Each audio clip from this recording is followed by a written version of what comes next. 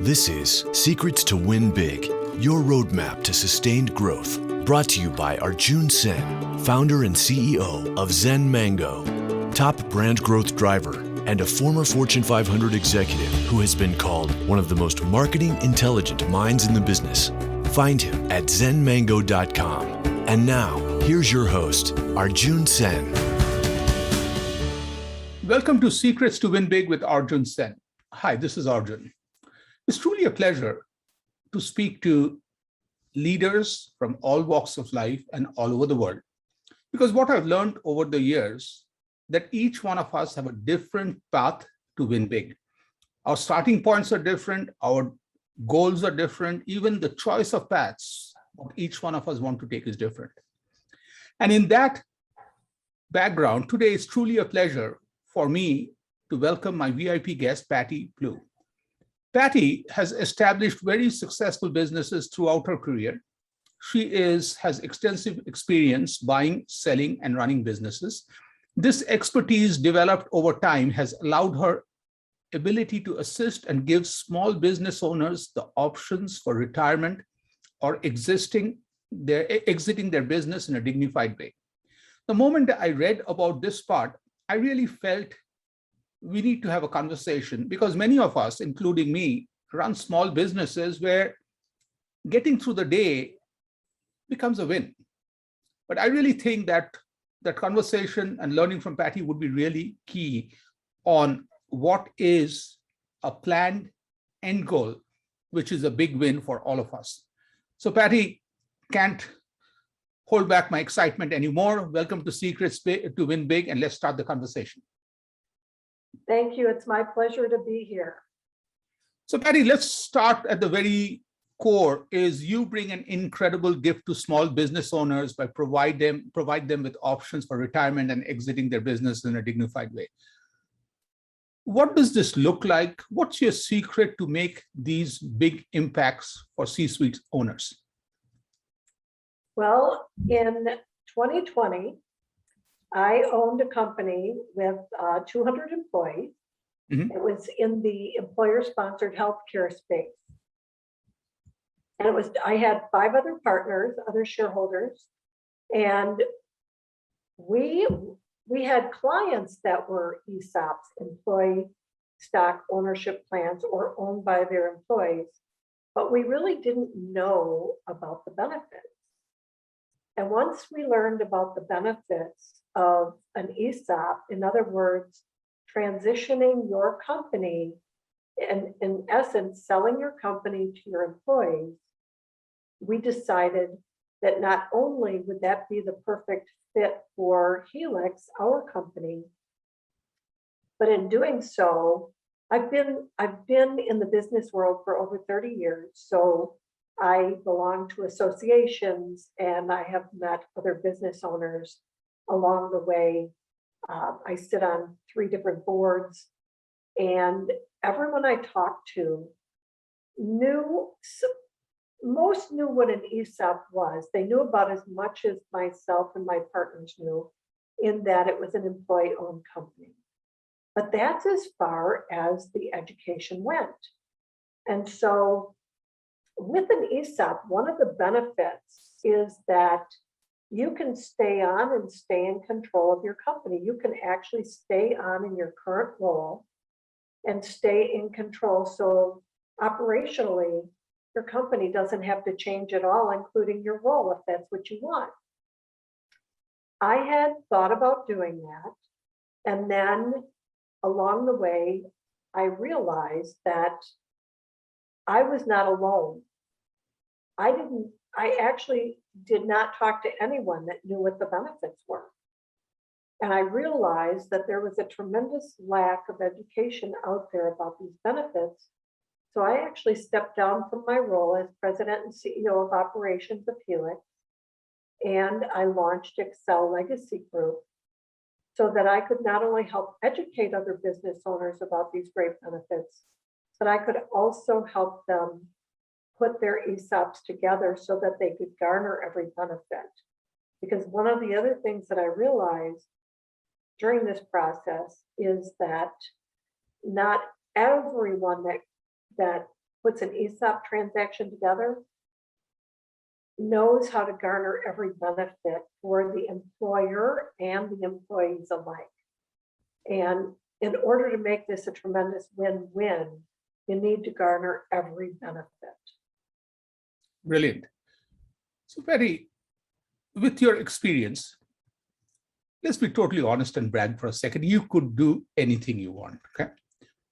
But you have chosen to do this to make an impact because you are helping small businesses.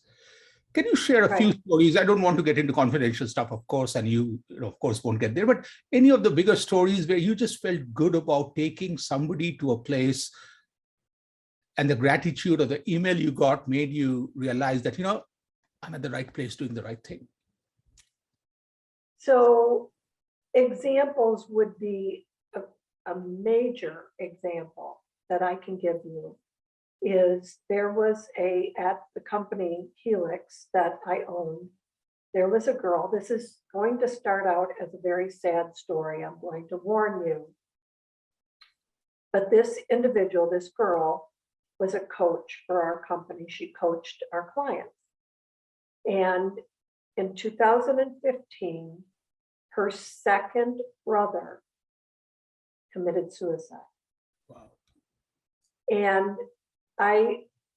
as I mentioned earlier, I've owned and run multiple small businesses throughout my career. I still own a company that is a speakers bureau and event production company. So I'm very familiar with the speaking industry. And when this happened with Medi, it was a travesty that happened to her and her family of 4 siblings. Both brothers had committed suicide, one when Medi was 11 and another one when she was in her 20s.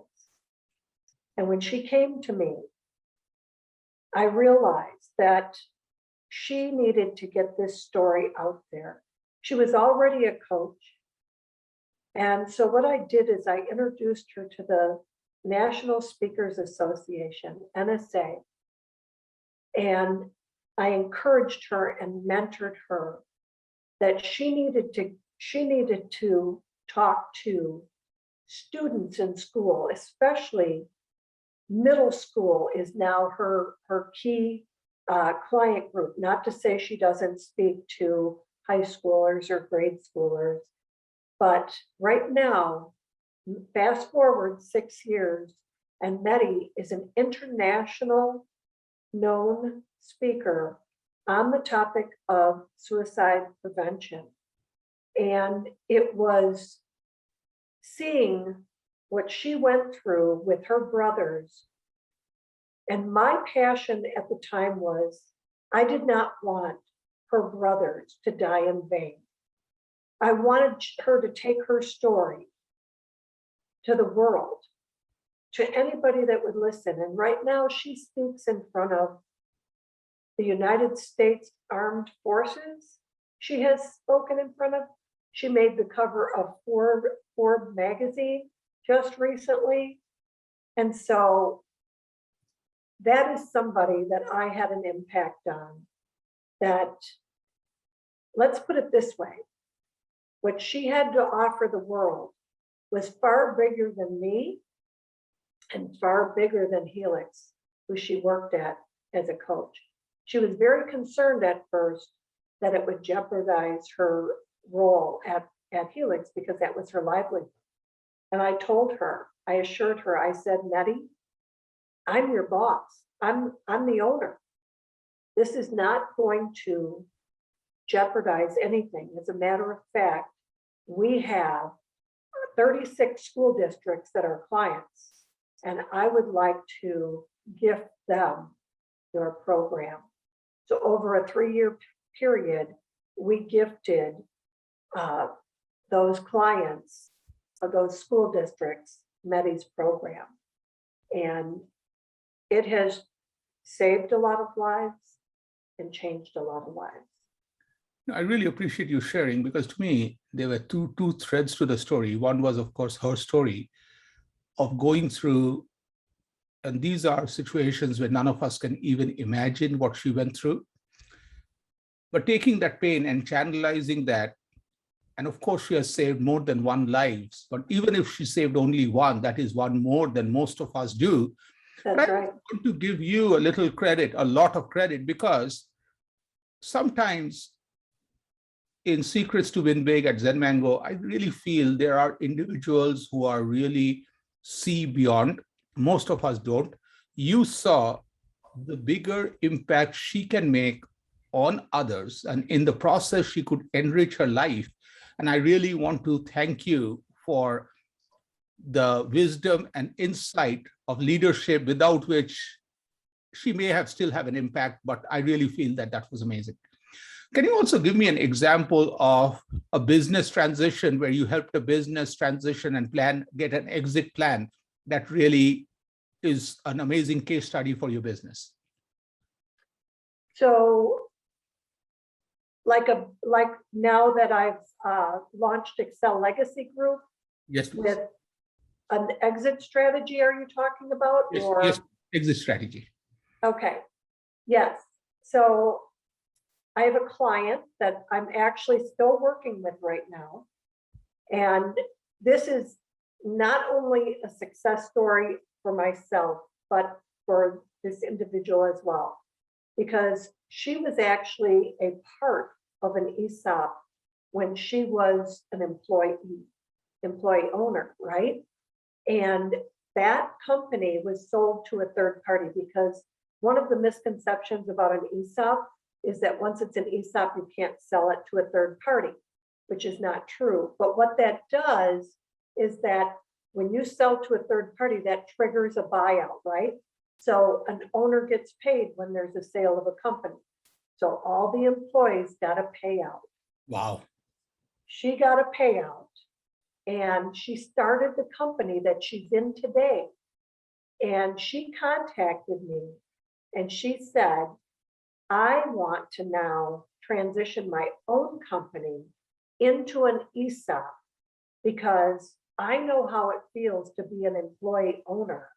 And I want my employees to feel the same way. I want them to be employee owners.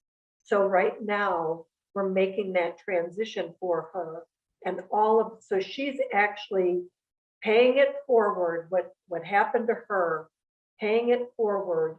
And her plan is that she is going to stay involved, so that once the employees are vested, they will be able to sell to a third party, and this will launch those employees into their own businesses, because she's encouraging entrepreneurship. So she's actually a tremendous inspiration to me with what her plan is. And to me, listening to you, you are an inspiration to me, because what you have done is, you talked about paid forward. I also would look at on the corporate terms, is you created a culture of putting team members first. And that I really think is brilliant, because you didn't put a one-time solution, you helped the person see the benefits. And the very fact you've triggered that, which, as you said, paid forward, it moves. That's brilliant. Absolutely. Mm-hmm. So, I just want to take the conversation two different directions. First, I want to talk a little bit about the bigger picture. Okay. With your experience in business, at the core of all this, you're a very successful business person. You're a very successful talent spotter person. You're a very successful culture transference person. You influence people. So as you look at business success, taking from 50,000 feet, what are some of the bigger things small businesses miss when they try to win big but fall short? I think that you have to have a process in place. Okay. One of the first things that I did when we started with the company that we transitioned to an ESOP for 200 employees is I started putting processes and protocols together that we followed. And as time went on and we grew bigger, we actually outgrew those processes. They didn't work anymore because we were bigger. So we actually had to reevaluate and put new processes in place for our size growth. So what small business owners, to me, should do is processes and protocols that everyone can follow creates consistency for a client. So I'll give you an example. When I first started out, I did not find, or I was not the founder of Helix, the company that I just turned into an ESOP. I met the founder in 1990, and I was actually the first examiner because he had a computer program or a computer platform that could be used for health and wellness. I was actually the nurse out there in the field that performed all the duties, and then the participants received a report. So what I found when I was out in the field is best practices that not only were industry standards, okay, when it comes to drawing blood or doing any kind of medical procedure, there's obvious standards in each profession. But I also learned during that time what made a client happy, okay?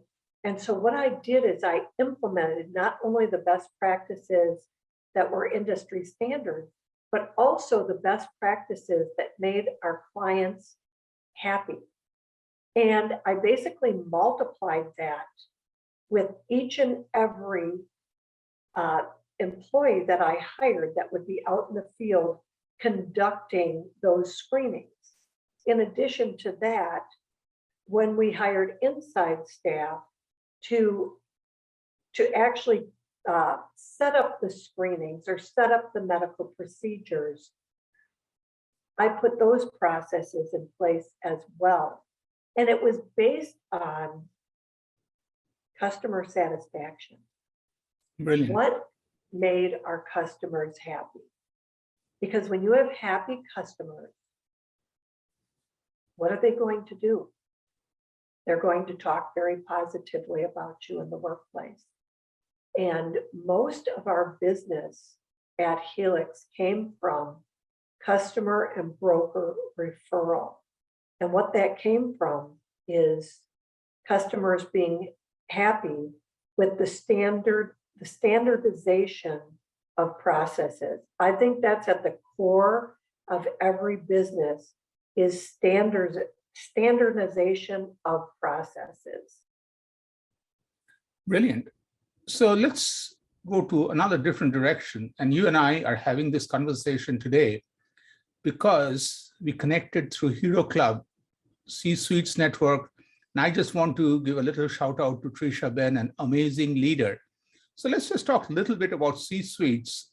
You know, you being a very smart person, like you are involved. So what are some of the advantages, wins that you have had being part of the Hero Club? Well, I've been a part of the Hero Club for less than a year, and I have met some of the most amazing people through Jeffrey and Trisha. I cannot thank them enough. Right now, I have to share this amazing story. Are you familiar with Laura Minoff and Nate Kievman? Yes, a little bit. And the Quint Project? No, I don't. So Helix, my company, is located in an opportunity zone. And the reason being is it's an industrial area. It has real estate or retail, and it's also residential. And there was a mall that generated a lot of income and jobs in that area that closed down. And it was bought by a company out of this country that hasn't done anything with it. And it has caused the neighborhood to decline. Okay. Well, through the C-Suite network, I met Nate and Laura. And what they're doing is they are transforming communities like Granville, where my business Helix is located in, okay? And right now, we are in the midst of getting the approval from the city of Milwaukee to transform that area, which literally will be, there's a brand new mayor that was just appointed. If he can solve the Northridge Mall problem in his first year in office, and he will literally transform the southeast side of Milwaukee. And that is monumental. So that relationship came from the C-suite network. So I want to do a shout out about that, because that neighborhood is in such desperate need. And we actually go on the October 4th. We're heading to Cleveland, Ohio, to their grand opening and kickoff of these community projects. So I'm very excited about that. It has nothing to do with ESOPs, but it has everything to do with helping a community. I sit on the board of the Granville Bid, and when Nate was telling me about this, I couldn't help but bring it back to the board that I sit on, and the opportunity to transform our community is Wow. Very exciting for me. I'm so glad I asked the question. So this is fascinating. So now let's look forward to a very unique conversation. Visualize with all your wisdom, you are having a cup of coffee, tea, or breakfast, lunch with Patti, 16 years old, and Patti, 100 years old. So what would that conversation look like? You know, the reflections and the intrigue in that conversation. Well, I came from a blue collar family. My mom was a housewife, and my dad was always an employee of someone. There wasn't any entrepreneurs in our family at the time. And so I really didn't even understand or know what an entrepreneur was, to be honest. And if I had to have a conversation with 16-year-old Patti, first of all, I would teach her, or I would advise her to read Napoleon Hill's Think and Grow Rich book.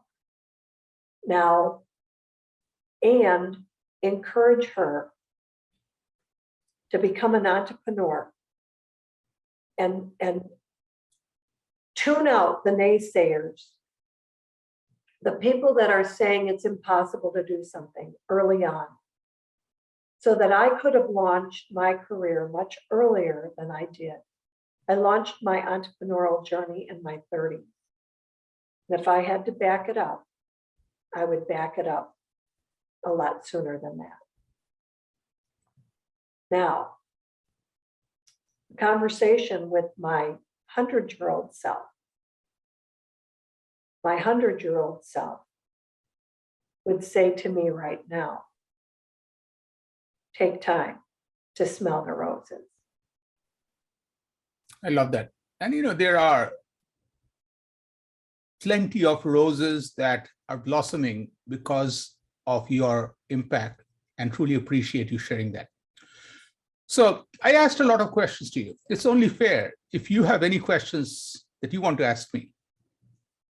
Well, can I share the benefits of ESOPs? Yeah, absolutely. Wonderful, because I think that everyone needs to know about these benefits, and that's why I'm doing what I'm doing. I literally could retire right now because of the sale of my company last year. But when I found out that there wasn't enough education out there, I launched Excel Legacy Group. And I think I mentioned to you, one of the benefits was that you can stay on and stay in control of your company. So that's benefit number one. If you want to stay on in your role and continue to make your salary and stay in control of your company, you can do that. Nothing changes when you transition to an ESOP. So like with a third-party sale, it could really disrupt the entire operation and employees could be at risk for losing their job. That is totally taken out of the equation with an ESOP. That's number one. Number two, you're guaranteed fair market value for your share. An ESOP cannot pay less than fair market value for the shares of your company. So, and number three is that your employees will receive a windfall retirement benefit, because an ESOP is a retirement benefit, okay? It's similar to a 401k, but a 401k on steroids. It can literally transform your employees' lives. The people that help to grow your company, you can transform their lives. And I'll give you a couple examples of success stories. There was a furniture store that was a fourth generation furniture store in the Milwaukee area that just transitioned a couple months ago to an ESOP. And there was a press release on Facebook. And all of a sudden there's all these naysayers saying, oh, it's a money grab, this is a gimmick. And all of a sudden there's a local grocery store that is an ESOP called Woodman's. A bagger from Woodman's chimed in and commented, this is no money grab. This is no gimmick. I have over $1 million in my retirement fund. Let's just say there was dead silence, and all of a sudden all these likes were coming in on the bagger from Woodman's comment. I couldn't have said it better, and no one else could. This is literally a way that you can share your wealth with your employees. And by the way, it's not coming out of your pocket as the shareholder. You remember, you sold your company for fair market value. The company bought you out on behalf of the employees. Benefit number 4, when you transition to an ESOP, you become a tax-free entity. You don't pay corporate taxes anymore. And so you're literally, that 33 to 40% or more that's being paid out right now is now ending up on the bottom of your balance sheet. First of all, to pay you out, the company is buying you out. And then there's a vesting period for the employee retirement fund. And then it's funding the retirement fund. In addition, there is a company that sold to an ESOP at $25 million. They chose to take those additional resources and buy 4 other companies, and now they're worth $100 million. Wow. So if you can imagine what that does for the employees, for the retirement fund, but it gets even better than that, because the next benefit I'm going to talk about is called the second bite of the apple. So I bet you're wondering about this time is, what's the downside? So this is considered a downside, but I don't consider it a downside because banks will not loan up to 100% of fair market value. So you're most likely going to have to take some type of owner financing. So that's looked at as a negative. I don't look at it as a negative. I look at it very positively. And the reason for that is that you're given warrants in exchange for the taking owner financing.